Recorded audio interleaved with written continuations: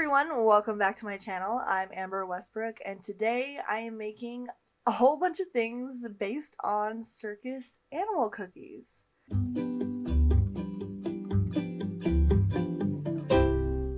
So I saw this idea on Pinterest. There was like a cute little circus cookie themed pillow.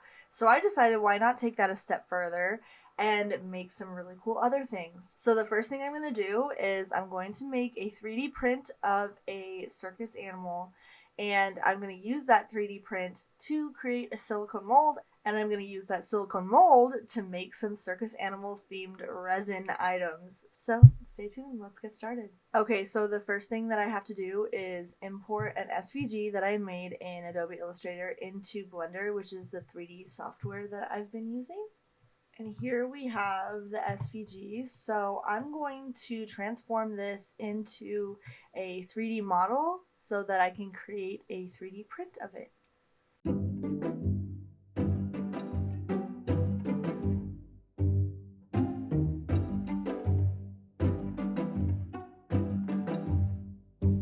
Okay, now it's time to send these OBJ files to the 3D printer, and we'll see how they turn out in just a minute.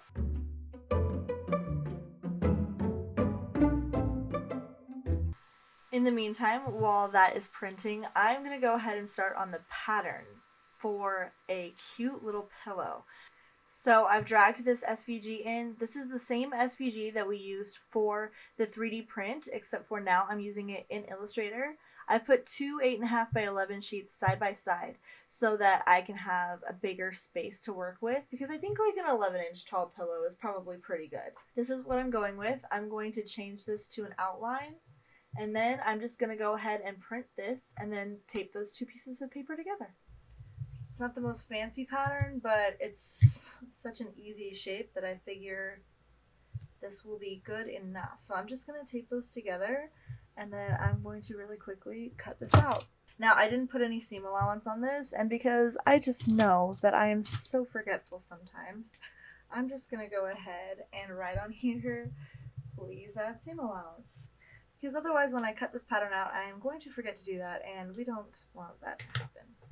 Okay, so I'm going to cut this out of some pink fabric and some white fabric, so 2 for each. I'm literally just going to cut one front, one back, and sew them together and stuff it up. The only thing that we need to do is to add the little sprinkles, and so there's a couple of ways that I can do this. I do have some pom-poms. I think that might be really cute to just glue pom-poms all over it, but I don't know how well those are gonna stay. Or another option is I could make this out of waterproof canvas, which is 100% polyester, which means I could sublimate with my heat press. Waterproof canvas isn't super soft, so I wouldn't exactly want to make a pillow out of it. Another option is I do have this little circle hole punch, and I could punch out a bunch of different colors of heat transfer vinyl and just cut a bunch of circles with this little hole punch, so I wouldn't even have to use a Cricut. I could literally just use the hole punch, and then I can just heat press all the different colors onto the pillow. But I also know that like this is the size of it. Like if you look, this is a really large kind of hole, and I know the sprinkles on the circus cookies are actually really like small, like there's a whole bunch of them, and this would just be like really large. Or I could do double brush poly which stretches, and that way these could be more like squishmallows, because if you put polyester filling into like a really stretchy outside, it will make it really fluffy, and I can sublimate onto double brush poly as well. I think that might be the best solution. So let's make a little template so that we can sublimate onto the pieces before we sew them. Now I know I printed this pattern a little bit larger than a regular 8.5 by 11, but because my printer only prints either 8.5 by 11 or 8.5 by 14, what I'm going to do is I'm just going to print like a full page of sublimation on regular, and it's just gonna have kind of scattered sprinkles. So here I am in Photoshop. I went online to Adobe Stock, which is where I get most of my stock images, and I found a sprinkles pattern, and I created a pattern here in Photoshop. And I'm going to go ahead and apply it to this whole page. I think that actually looks pretty good. And then what I'm going to do is I'm going to print 2 copies of this because I'm making 2 different pillows and I'm only going to sublimate the front. So I'm just going to print 2 copies of this out on my sublimation paper with my sublimation printer. Okay, so here are the printed sublimation pages. You can see they're a little bit less vibrant than they were on the screen. That's because all the color truly shows up when you heat press it. And even though these are a little bit smaller than the size of my elephant, because the sprinkles are so dense, I think what I'm going to do is lay my elephant on top of here. I'm going to cut out the spots that are not being used, and I'm going to use heat tape to put those on the other area so that everything is covered in the end, and I still only had to use an 8.5 by 11 sheet.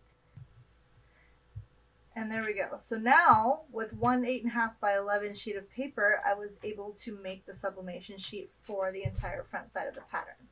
And I'm just going to go ahead and do the same thing to the other piece of paper, and then we'll be ready to cut out our fabric. Okay, so I have 2 very pieced together, but also very efficient sublimation pages. So all we have to do now is cut out the double brushed poly fabric for both of these, and then sublimate just the fronts, and then we're going to sew them together, stuff them, and I think they're going to turn out perfectly. Okay, so here's my double brush poly. I have some white and I also have some pink. So I'm just going to go ahead and cut these out, and then we'll go to the heat press.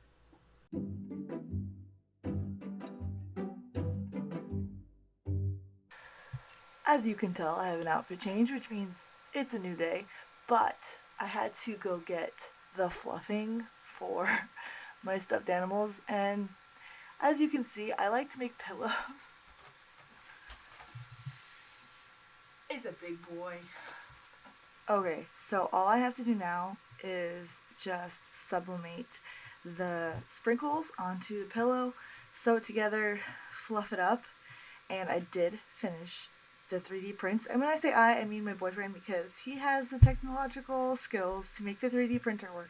I just make the 3D designs and he makes it happen. So as soon as I finish with this pillow, we'll be making the silicone molds. So let's get back to heat pressing the pillow.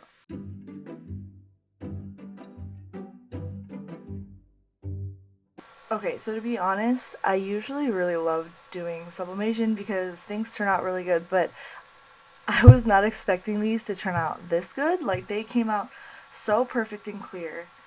Just look.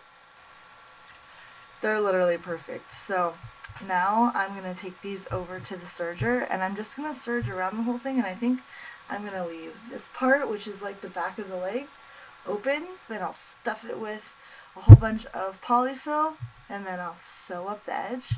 And these pillows are going to be so cute. Oh my god, I can't wait for them to be done.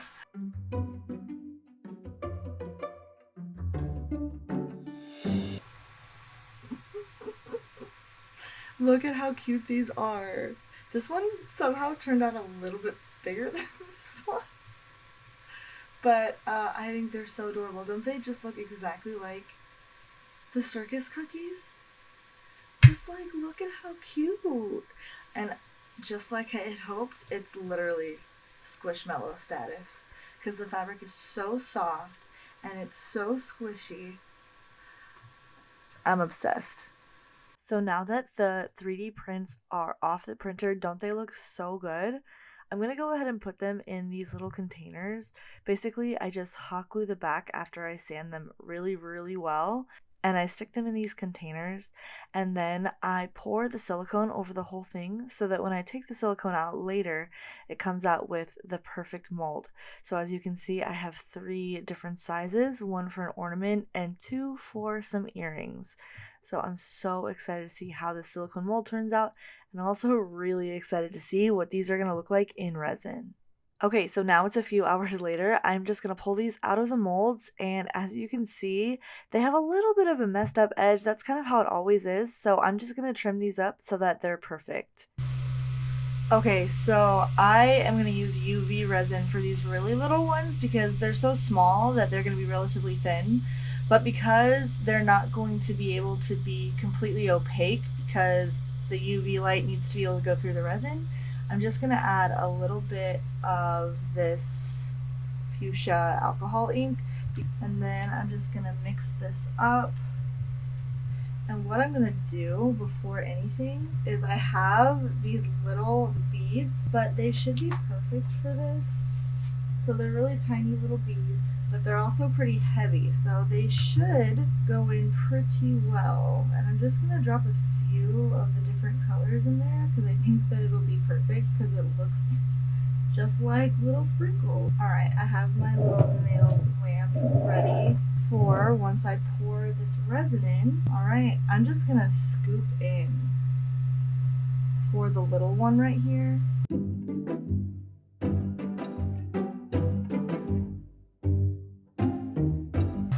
I'm just going to put that under the light really quick and we'll see how it turns out.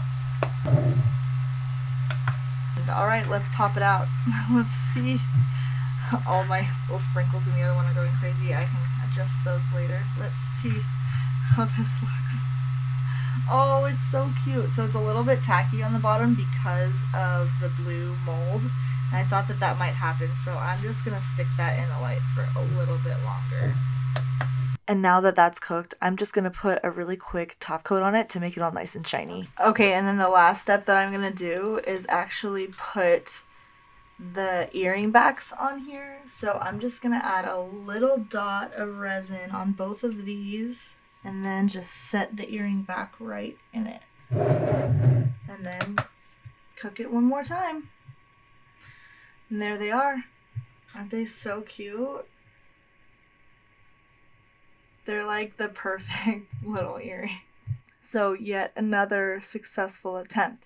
I'm gonna go ahead really quickly and make the larger size ones and add some hardware, and we'll see how those ones look. Back in a flash. So now these ones are done too, and they are so fun.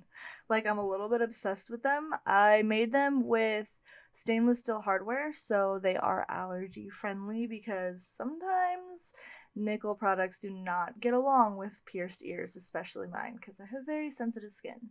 But just get a look closer in of how stinking cute are these animal cookie earrings. Okay, so I'm back.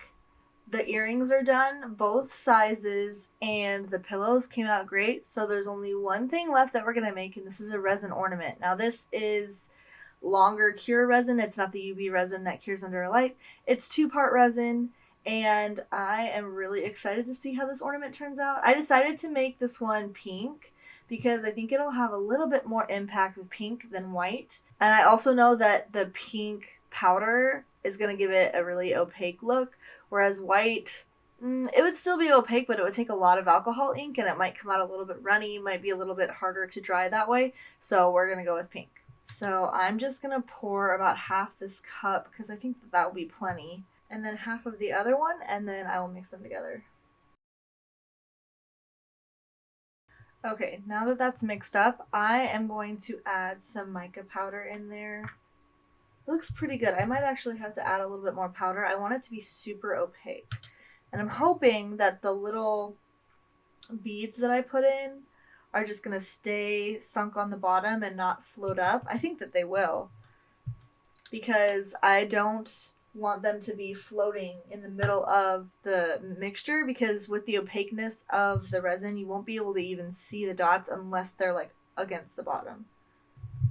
Okay, now that that's mixed up, I'm going to add these little beads, same as before, all across the bottom, and I really hope that they stay on the bottom. If they don't, I can always mix them in with a clear coat and do a whole topping of just the beads with the clear coat so that they stay on top. That's my backup plan if this doesn't work. It's always good to have a backup plan because, especially knowing me, stuff goes wrong a lot. I'm just the person that has a lot of stubbornness about getting things done, so even if something is like not working out the way I want, I'll probably keep going, even if it makes me extremely irritated. It happens. Now these little bead things are pretty dense, so I do think they will stay at the bottom. That's my hope anyway. I'm gonna go ahead and pour this resin, and let's hope that there's no beads coming up to the surface. Okay, well that took a lot less resin than I thought it was gonna take, so I actually have a little bit left over. And even though this has nothing to do with circus animals, I had extra resin left over, so I mixed a little bit of it in this purple color, and then I added a little bit of white to the pink. So I'm gonna make little geodes, just for fun. Okay, so now all I have left to do is wait for this to cure overnight. And tomorrow I will show you the final result and we'll go through all of the finished results of everything we made. So it's going to be a circus animal bonanza, and I'm really excited to see it all put together. I hope you are too. All right, it is the next morning and it is cured. So now is the time to see whether the little dots stayed on the bottom or whether I'm going to have to do another clear top coat with additional little beads in it. I'm really hoping I don't have to do that, so cross your fingers for me. Now is the moment of truth. Okay, so here it is. Let's just pull her out of there. Oh, it totally worked. Look at how cute that is. I know it has a little bit of roughness around the edges, a couple of bubbles, but that's totally fine because I'm going to go ahead and sand this down a little bit, and then I'm going to do a really quick top coat of UV resin, and it's going to look good. And just for kicks and giggles, here's the little, it's kind of ugly, but you know what, we don't have to talk about that. The little geode with the extra resin. Sometimes, you know, you just pour stuff just to save time and save supplies, and it doesn't always work out. That was pretty ugly. All right, I'm going to go ahead and sand this and do a top coat.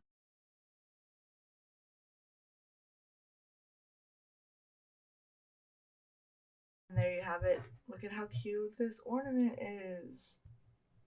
With the clear coat, it looks extra cute. And my tree is actually white, so it's going to look so good hanging on the tree. I can't wait to put it up. So now it's time to show you all of the stuff we made in their final glory. I really hope you love them.